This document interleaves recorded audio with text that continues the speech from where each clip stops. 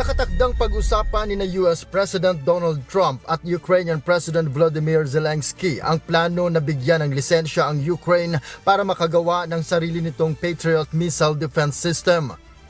Ayon kay Trump, may kapangyarihan ang US sa mga kumpanyang gumagawa ng Patriot missiles at iba pang high-end weapons system.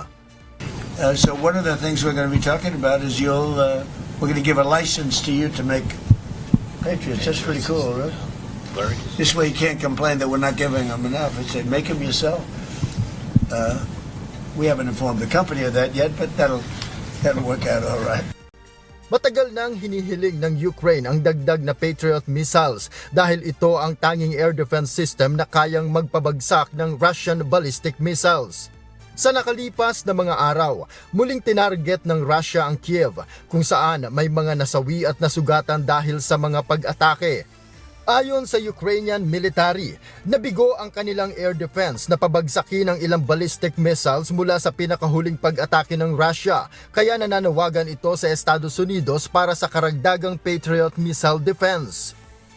We have Patriots, but we don't have that many. We need them for ourselves too. You know, some, but I think they can produce them pretty quickly. Once we explain it, we'll bring the company here. You work with the company. They have a great ability to produce weapons. Sa ilalim ng plano, maaaring magkaroon ang Ukraine ng sarili nitong production line na para sa Patriot missiles sa halip na umasa lamang sa international supply at procurement. Sa kasalukuyan, tanging Japan at Germany ang may lisensya para gumawa ng Patriot system sa labas ng Estados Unidos.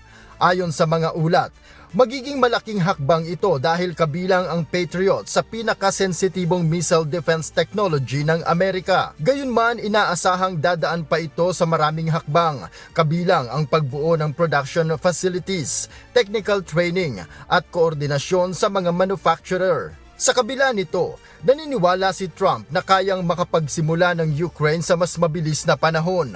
Samantala, sa gitna ng patuloy na digmaan, aminado si Trump na hindi madaling pagkasunduin si Russian President Vladimir Putin at Zelensky. Gayunman, naniniwala siyang gusto ng dalawang panig na matapos na ang labanan. It's been tougher in Russia.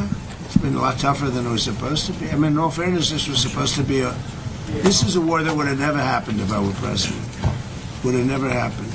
You'd have a full country, you know. I mean, just a shame that it happened. But no, this is something that I think Zelensky wants to do and Putin wants to do. They want to get it done.